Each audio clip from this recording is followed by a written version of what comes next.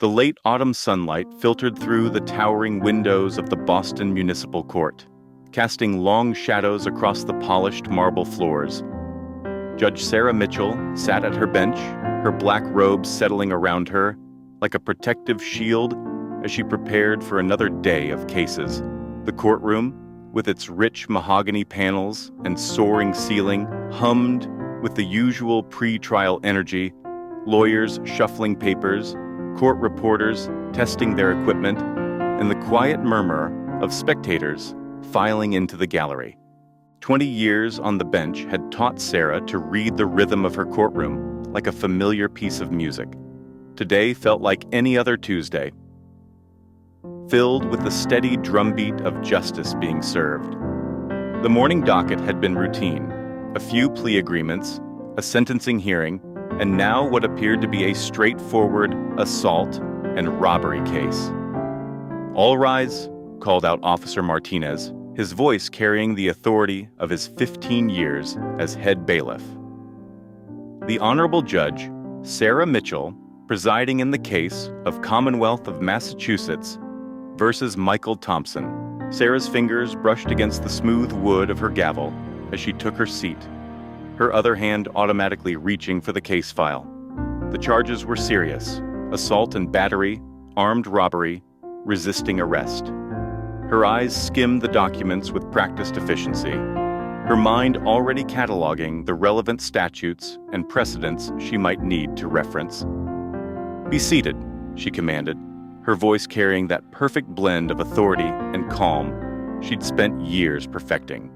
But as she looked up to begin the proceedings, the carefully maintained order of her world shattered like fine crystal hitting concrete. The defendant being led to the defense table wasn't just another face in the endless parade of accused that passed through her courtroom. Even with 20 years of hardship etched into his features, she would know those eyes anywhere. Michael Thompson, her Michael, the boy who had once been her closest friend, her confidant, her first lesson in how the world could be both beautiful and cruel. Sarah's hand tightened imperceptibly on her gavel, her knuckles whitening as memories crashed over her like waves. Summer afternoons in suburban Worcester, Massachusetts, where they'd grown up 3 blocks apart, but in completely different worlds.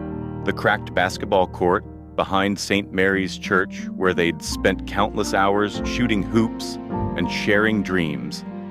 The ancient oak tree in Franklin Park, where they'd carved their initials, promising to remain friends forever, despite the disapproving stares and whispered comments their friendship attracted. Michael's family had lived in the working-class east side of Worcester, in a neighborhood that seemed to grow more neglected with each passing year. Her family's colonial home sat in the manicured west side, where perfectly maintained lawns and regular block parties created an illusion of perpetual prosperity. But none of that had mattered to them as children. They'd found something rare and precious in their friendship, a pure connection that saw past the artificial barriers adults had constructed. The court clerk's voice cut through her reverie.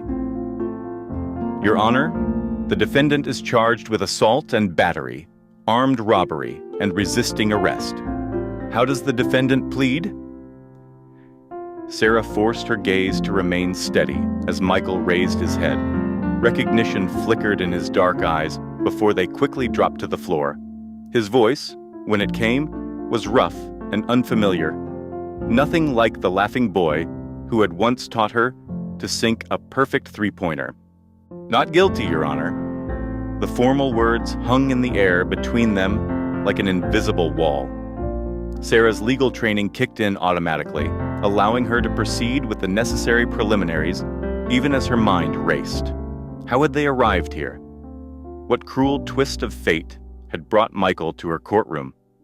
And most importantly, how could she possibly maintain her oath of impartiality when the defendant was someone whose memory she had carried in her heart for 2 decades? Assistant District Attorney Rebecca Chen rose to begin her opening statement. Her crisp navy suit and confident bearing, marking her as one of the office's rising stars. Your Honor, members of the jury, the Commonwealth will prove beyond reasonable doubt that on the night of October 15th, the defendant entered Walker's convenience store on Beacon Street with the intention of committing robbery.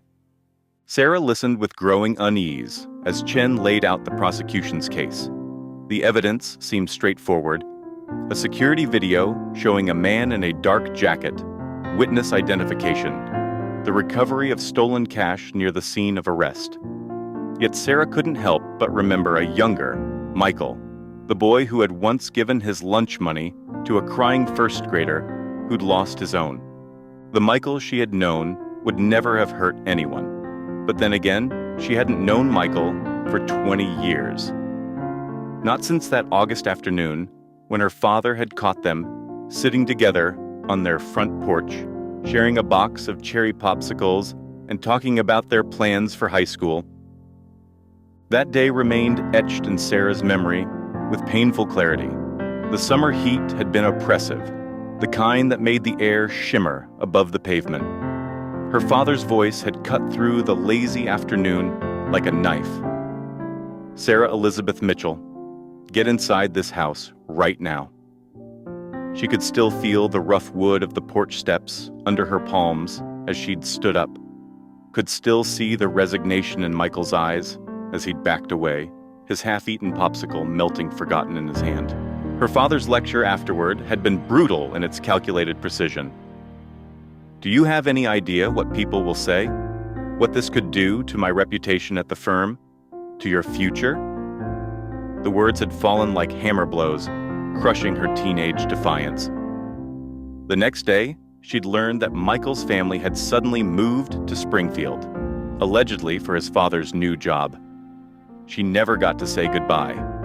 Now, watching Michael's public defender, Lisa Martinez, deliver her opening statement, Sarah forced herself to focus on the present. Martinez was young, but passionate, her argument well-structured despite her obvious nervousness. Ladies and gentlemen of the jury, Martinez began, her voice gaining confidence as she spoke. What the Commonwealth presents as a simple case of robbery and assault is anything but. My client, Mr. Thompson, was walking home from his second job when he was arrested simply for being in the wrong place at the wrong time. The evidence will show that the police made assumptions based on appearance rather than facts, and that these assumptions have led to an innocent man sitting before you today. The trial proceeded with the methodical precision of the justice system. The store clerk, Kevin Walker, took the stand first. He described a terrifying encounter with a man who had demanded money, shoving him against the register when he didn't move fast enough. But under Martinez's cross-examination, his certainty wavered. Mr. Walker, you testified that the store was dimly lit and that the perpetrator wore a dark jacket with the collar turned up. Martinez pressed. Can you state with absolute certainty that my client was the man you saw that night? Walker hesitated, his fingers fidgeting with his tie. I think it was him. I mean, he looks similar. Similar to what, Mr. Walker? To your memory of a man you saw for less than 2 minutes in poor lighting? Or similar to what you expected to see based on your assumptions? Sarah watched the exchange intently, noting how the jury reacted to Walker's uncertainty. Her years on the bench had taught her to read jurors like a weather vane, sensing which way the winds of justice might blow.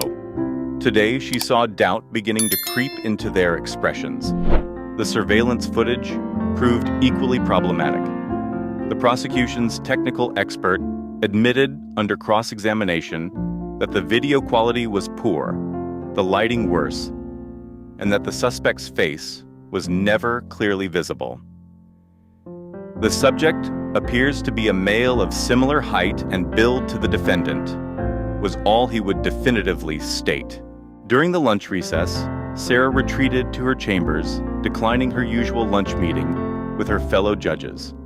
The austere room, with its wall of law books and view of the Boston Common, had always been her sanctuary. Today, it felt like a cage. Her clerk, David Chen, knocked softly before entering with a stack of afternoon briefings. "Judge Mitchell?" he asked hesitantly. "Are you all right? You seem distracted today?" Sarah managed a small smile. "I'm fine, David. Just thinking about the weight of our responsibilities here." After David left, Sarah stood at her window, watching people hurry across the common. Somewhere in the back of her mind, she heard Michael's teenage voice. "You ever wonder if anything really changes, Sarah? Or do we just pretend it does, while everything stays the same underneath?"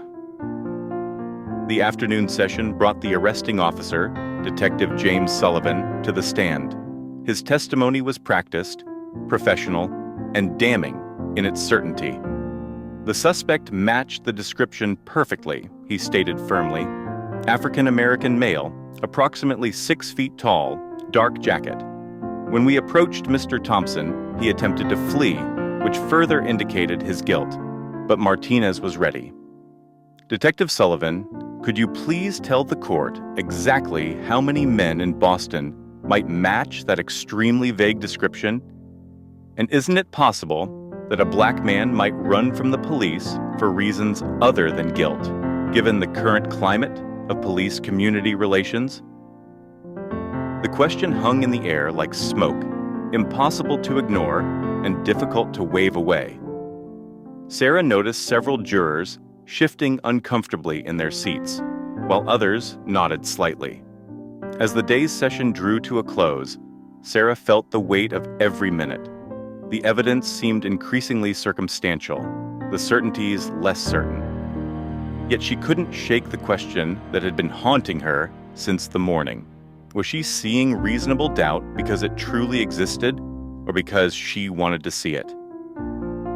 The next morning dawned cold and clear, with frost etching delicate patterns on the courthouse windows. Sarah arrived earlier than usual, her sleep having been disrupted by dreams of basketball courts and cherry popsicles.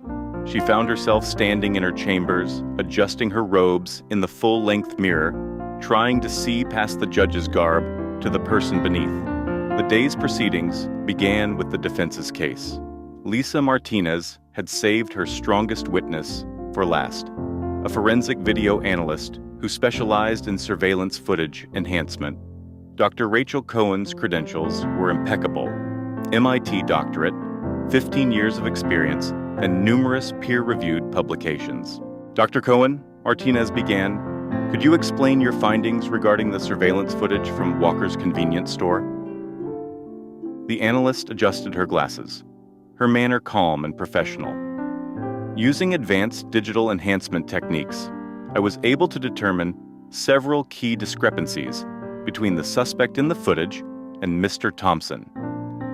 First, the suspect appears to favor his right leg slightly when walking, suggesting a recent injury or chronic condition. Mr. Thompson shows no such gait abnormality. Additionally, based on precise height calculations, using fixed reference points in the store, the suspect is approximately 3 inches shorter than Mr. Thompson." Sarah watched the jury's reactions carefully. Several were taking notes, while others leaned forward, clearly engaged. The prosecutor, ADA Chen, attempted to challenge Dr. Cohen's methodology during cross-examination, but the expert remained unshaken. Then came the moment Sarah had been both anticipating and dreading. Michael took the stand. He looked different in the suit Martinez had provided, more like the man he might have become in another life. His voice, when he spoke, carried the weight of years Sarah hadn't witnessed. "I work 2 jobs," he began, responding to Martinez's gentle questioning. "That night, I was walking home from my shift at the hospital maintenance department. I've been there 3 years, trying to rebuild my life after..." He paused, swallowing hard. "After some bad choices when I was younger." Sarah's mind flashed to the rap sheet she'd reviewed, minor offenses, mostly from his early 20s. A common story, young man with limited opportunities, a system eager to punish rather than rehabilitate. I saw the police car before they saw me, Michael continued. And yes, I ran. I'm not proud of it, but I was scared. In my experience, being innocent doesn't always keep you safe. The prosecutor's cross-examination was aggressive. Mr. Thompson, if you were indeed just walking home from work, why didn't you simply explain that to the officers? Why run if you had nothing to hide? Michael's response was quiet but firm. Ms. Chen, have you ever had to explain to your child why they need to be extra careful around the people who are supposed to protect them? Have you ever watched your friends disappear into the system for things they didn't do just because they couldn't afford good lawyers or didn't know the right people? He paused, his eyes briefly meeting Sarah's, before darting away. I ran because experience had taught me that the truth doesn't always matter as much as we pretend it does. The courtroom fell silent. Sarah could feel the weight of his words settling over the jury, over everyone present. She thought about their childhood conversations, how even then Michael had understood truths that had taken her years to learn. During the afternoon break, Sarah sat alone in her chambers, her untouched lunch growing cold on her desk. The law was supposed to be blind, but she wondered if true blindness was even possible. Every judge brought their experiences to the bench, their understanding of human nature, their knowledge of the world. The question was whether those experiences clouded or clarified their judgment. The closing arguments were scheduled for the next morning. As the bailiff prepared to escort Michael back to holding, Sarah noticed something that nearly broke her carefully maintained composure. His hand, as he stood to leave, made a small gesture. 2 fingers crossed over each other, then tapped twice against his leg.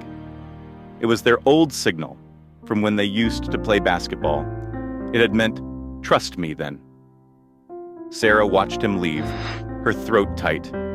Tomorrow, the jury would begin their deliberations, and she would face her own. As she gathered her papers, her clerk appeared with a message.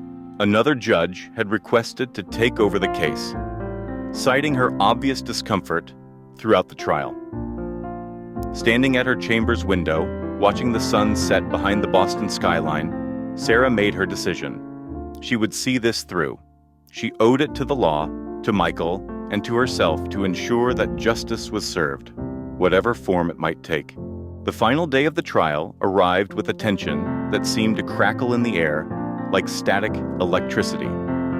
The gallery was packed, word having spread through the courthouse about the unusual dynamics of the case. Sarah took her seat on the bench, her posture perfect, her expression carefully neutral despite the sleepless night that lay behind her. Ada Chen delivered her closing argument with the precision of a surgeon. "Ladies and gentlemen of the jury," she began, her voice carrying to every corner of the hushed courtroom, "the Commonwealth has presented you with clear evidence of Mr. Thompson's guilt.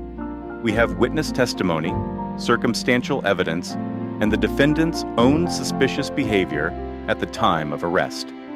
The defense would have you believe that this is a case about systemic bias, about assumptions and prejudices. But this is, at its core, a simple case about a man who committed a crime and must face the consequences." Lisa Martinez rose for the defense's closing, and Sarah could see how the young attorney had grown more confident throughout the trial. "When we began this trial," Martinez said, her voice steady and clear, "the prosecution promised you clarity.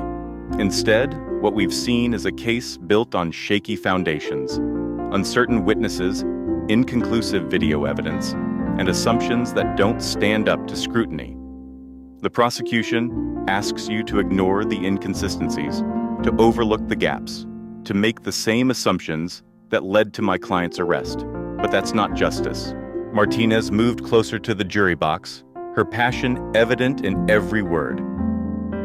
Dr. Cohen's expert testimony proved that the person in that video couldn't have been Mr. Thompson. The store clerk couldn't make a positive identification. The only evidence against my client is that he ran from the police, a reaction that, given the realities of our world, makes tragic sense. The prosecution is asking you to fill in the blanks with your own assumptions. I'm asking you to look at the facts, and only the facts. As the jury filed out to begin deliberations, Sarah noticed Michael's hands clasped tightly in front of him, his knuckles white with tension. She remembered how he used to fidget the same way before their middle school basketball games, his nervous energy barely contained. The hours of waiting seemed endless. Sarah used the time to review her notes, preparing for every possible outcome. The law was clear on her responsibilities. If the jury returned a guilty verdict, she would need to consider sentencing guidelines, taking into account any mitigating or aggravating factors. If they returned a not guilty verdict, she would need to ensure all proper procedures were followed for release. Late in the afternoon, word came that the jury had reached their decision. The courtroom filled quickly, the atmosphere electric with anticipation. Michael was brought back in, his face showing the strain of waiting. Sarah called the court to order, her gavel's sharp crack seeming to echo more than usual in the tense silence. Members of the jury, have you reached a verdict?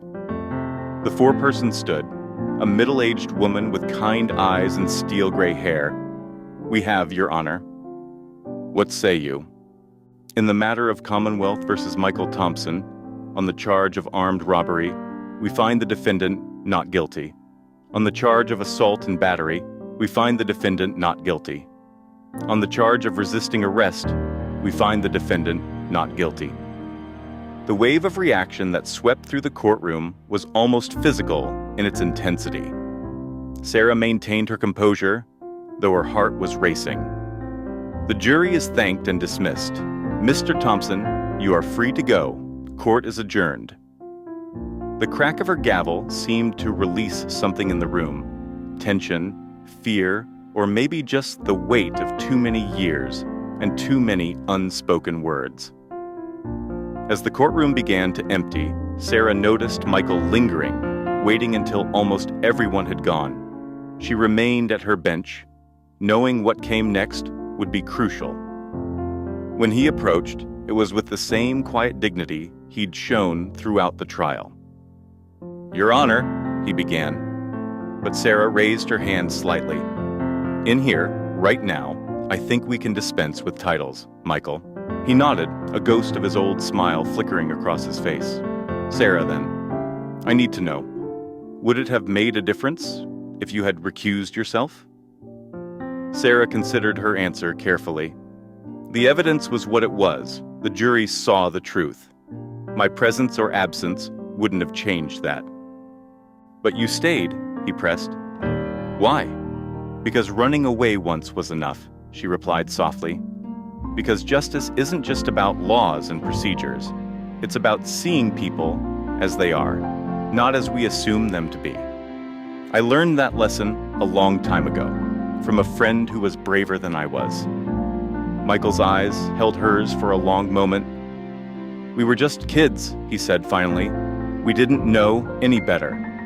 But we know now, Sarah responded, her voice firm. And knowing means we have a responsibility to do better. As Michael turned to leave, Sarah called out, Michael, that signal you gave yesterday, you remembered. He paused at the door, looking back. Some things you don't forget, Sarah.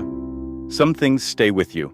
After he left, Sarah remained in her courtroom for a long time, watching the late afternoon sun paint golden patterns on the walls.